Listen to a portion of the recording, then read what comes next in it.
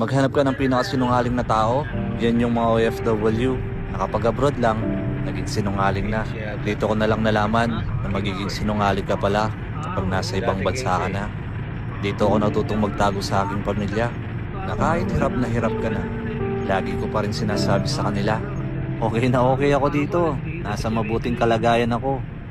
Magsisinungaling ka na lang para hindi sila mag-alala. Minsan, babagsak ka na lang sa sobrang pagod, pero bawal magpahinga. Hindi ito katulad ng Pilipinas, na kapag ayaw mo na, ay uuwi ka na. Kaya kailangan mo pa rin bumangon, kahit na pagod ka na.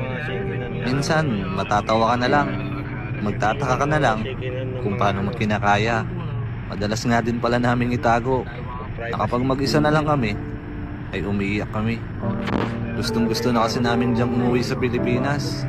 Ang kaso wala pang ipon eh, di pa pwedeng umuwi. Madalas nga din pala.